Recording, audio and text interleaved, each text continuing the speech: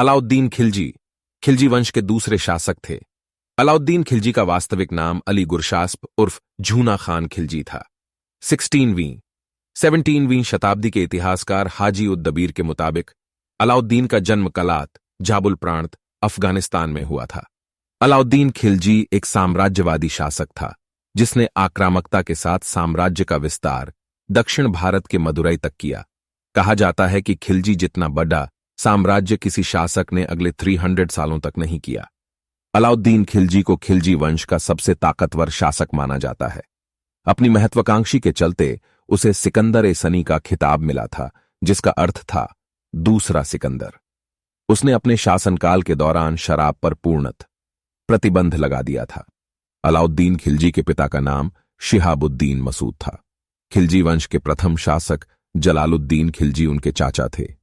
अलाउद्दीन खिलजी के पिता की मृत्यु के बाद उनके चाचा जलालुद्दीन खिलजी ने अलाउद्दीन खिलजी का पालन पोषण अपने बेटे की तरह किया था और अपनी बेटी का निकाह भी उससे करवाया। लेकिन वह जलालुद्दीन की बेटी से शादी करके खुश नहीं थे, क्योंकि जलालुद्दीन के सुल्तान बनने के बाद उनकी पत्नी एक राजकुमारी बन गई थी और उनके बर्ताव में अचानक से अभिमान आ गया था। वर्ष 1291 में कारा के राज्यपाल मलिक छज्जू ने सुल्तान के राज्य में विद्रोह कर दिया था। इस समस्या को अलाउद्दीन ने बहुत अच्छे से संभाला, जिसके बाद उन्हें कारा का मुक्ति राज्यपाल बना दिया गया। मलिक छज्जू ने जलालुद्दीन को एक अप्रभावी शासक माना और दिल्ली के सिंहासन को हड़पने के लिए अलाउद्दीन को उकसाया। जलालुद्दीन के साथ विश्वासघात करना आसान काम नहीं था, क्योंकि इसके लिए उन्हें एक बड़ी सेना और हथियारों के लिए पैसे की आवश्यकता थी। इस योजन में लगने वाले धन की कमी को पूरा करने के लिए अलाउद्दीन ने आसपास के हिंदू साम्राज्यों में लूटपाट शुरू कर दी। वर्ष 1293 में अलाउद्दीन ने भिलसा, मालवा के परमार राज्य में एक अमीर शहर में लूटपाट की और सुल्तान का विश्वास जीतने के लिए अलाउद्दीन ने पूरी लूट को जलालुद्दीन को सौंप दी।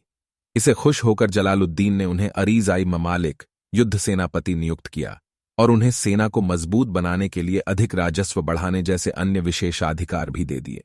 भिलसा में लूट की सफलता के बाद अलाउद्दीन ने अपनी अगली लूट 1296 में देवगिरी, जो कि दक्कन क्षेत्र स्थित दक्षिणी यादव साम्राज्य की राजधानी में की। वहां से उन्होंने रत्नों, कीमती धातुओं, रेशम उत्पादों, घोड़ों, हाथियों और दासों सहित भारी मात्रा में धन की लूटपाट की। इस बार भी जलालुद्दीन लूट का सारा सामान अलाउद्दीन द्वारा सौंपे जाने की उम्मीद कर रहे थे। हालांकि दिल्ली लौटने के बजाय अलाउद्दीन लूट का सामान कारा लेकर चला गया। अलाउद्दीन ने जलालुद्दीन को एक पत्र लिखा और लूट के साथ दिल्ली वापस नहीं आने के कारण माफी मांगी। इसके बाद जलालुद्दीन ने व्यक्तिगत रूप से अलाउद्दीन से मिलने के लिए कारा आने का फैसला किया। जब वह कारा के रास्ते पर थे, तब उन्होंने जलालुद्दीन करीब 1000 सैनिकों की एक छोटी सी टुकड़ी के साथ गंगा नदी पार करने का फैसला किया।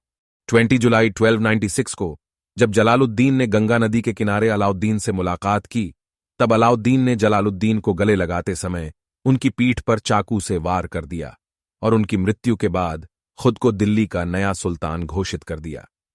जुलाई 1296 कारा में अलाउद्दीन ने अपने आप को औपचारिक रूप से अलाउद्दीन उद-दीन मोहम्मद शाह सुल्तान की उपाधि के रूप में नया सुल्तान घोषित किया। अलाउद्दीन ने अपने अधिकारियों को यथासंभव कई सैनिकों की भर्ती करने और उन्हें अलाउद्दीन एक उदार सुल्तान के रूप में पेश करने का आदेश दिया। इसके बाद उन्होंने कारा में अपने मुकुट के साथ साथ 5 मन लगभग 35 किलोग्राम सोना वितरित किया। भरी बारिश और नदियों में बाराक की स्थिति के कारण उन्होंने दिल्ली की ओर प्रस्थान किया।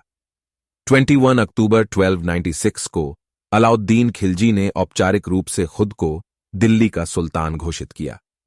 अलाउद्दीन खिलजी ने दिल्ली की गद्दी पर बैठते ही अपने राज्य की सीमाओं का विस्तार करना शुरू कर दिया। अलाउद्दीन खिलजी बहुत ही महत्वाकांक्षी राजा थे और वह अपने आप को दूसरा सिकंदर कहते थे। उन्होंने सिकंदर-ए-सानी की उपाधि भी ग्रहण की थी।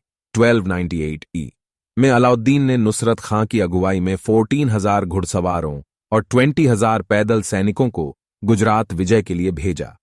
अहमदाबाद के पास बेघल के राजा कर्ण और खिलजी सेना में युद्ध, जिसमें राजा कर्ण पराजित हुआ और अपनी पुत्री देवल देवी के साथ भागकर देवगिरी के शासक रामचंद्र देव की शरण में पहुंच गया।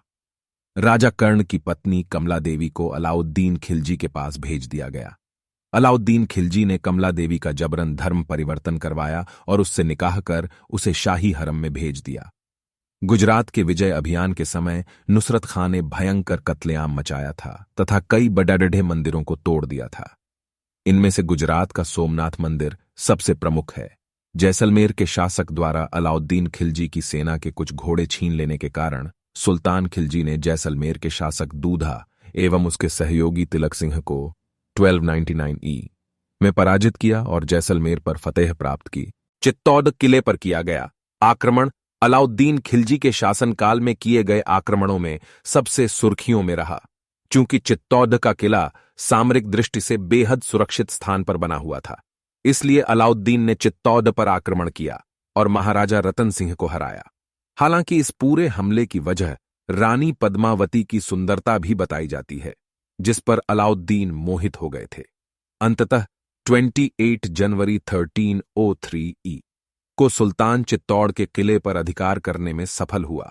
राणा रतन सिंह युद्ध में शहीद हुए और उनकी पत्नी रानी पद्मावती ने अन्य स्त्रियों के साथ जौहर कर लिया। यह चर्चा का विषय है। अधिकतर इतिहासकार पद्मावती को काल्पनिक पात्र मानते हैं। ऐसा भी कहा जाता है कि किले पर अधिकार के बाद सुल्तान ने लगभग 30,000 राजपूत वीरों की हत्या करवा दी थी। उत्तर भारत में खिलजी सेना ने 1299 में जैसलमेर पर जीत हासिल की, तो वहीं 1301 में रणथंभौर पर, 1305 to 1308 में मालवा पर और 1304 में जालौर में विजय हासिल की। उत्तर भारत की विजय के बाद अलाउद्दीन खिलजी ने दक्षिण भारत की ओर अपना रुख किया। अलाउद्दीन के दक्षिण विजय का मुख्य श्रेय मलिक काफूर को जाता है। मलिक काफूर ने ही दक्षिण भारत के सभी विजय अभियानों की अगुवाई की थी। 1306 में अलाउद्दीन खिलजी ने मलिक काफूर के नेतृत्व में एक बड़ी सेना को देवगिरी के राजा रामचंद्र देव पर आक्रमण करने के लिए भेजा। युद्ध के बाद राजा रामचंद्र ने आत्मसर्पण कर दिया। 1310 में जब मलिक काफूर तेलंगाना राज्य के वारंगल पहुंचे, तो वहां के राजा रुद्रदेव ने अपनी सोने की मूर्ति बनवाकर उसके गले में एक सोने की जंजीर डालकर आत्मसर्पण स्वरूप मलिक काफूर के पास भेजा। साथ ही 100 हाथी, 700 घोड़े, अपार धनराशि और वार्षिक कर देने के वायदे के साथ अलाउद्दीन खिलजी की अधीनता स्वीकार कर ली। वारंगल के बाद 1311 में मलिक काफूर ने कर्नाटक के होयसल के शासक वीर बल्लाल तृतीय को आत्मसर्पण करने पर मजबूर किया। मलिक काफूर ने दक्षिण भारत के बड़े हिस्से को जीता लिया और कत्लेआम अथवा लूटपाट की। उसने भारत के कई प्रसिद्ध मंदिरों रामेश्वरम को भी तुड़वा दिया। अलाउद्दीन ने मंगोल को जालंधर 1298, किली 1299, अमरोहा 1305 और रवि 1306 की लड़ाइयों में हराया।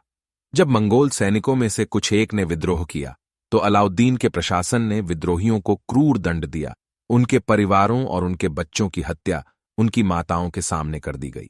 अगस्त 1303 के आसपास मंगोलों ने दिल्ली पर एक बार फिर आक्रमण किया, परंतु पर्याप्त तैयारी की कमी के कारण अलाउद्दीन को निर्माणाधीन सीरी किले में शरण लेनी पड़ी। डिढ़ी वर्ष 1303 में हुए मंगोल आक्रमण ने अलाउद्दीन को अपने प्रशासन में कुछ सख्त कदम उठने को मजबूर कर दिया, ताकि ऐसे हमले दोबारा न हो। उन्होंने भारत के मंगोल मार्गों पर सैन्य उपस्थिति बढ़ा दी और किले की सुरक्षा को मजबूत कर दिया।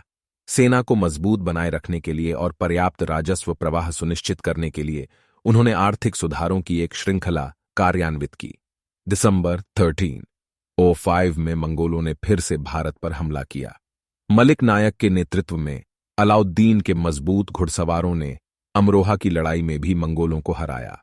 अलाउद्दीन के दरबार में अमीर खुसरो तथा हसन निजामी जैसे उच्च कोटि के विद्वानों को संरक्षण प्राप्त था।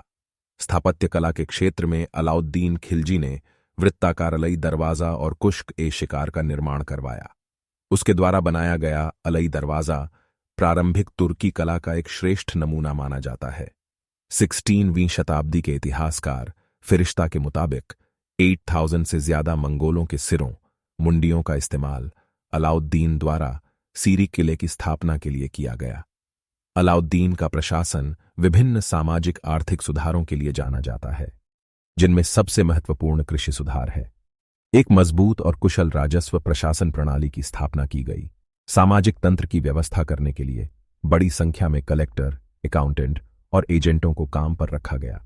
उनके प्रशासन के तहत अधिकारियों को अच्छा भुगतान दिया जाता था। अलाउद्दीन ने भ्रष्ट अधिकारियों के लिए कड़े दंड लगाए थे।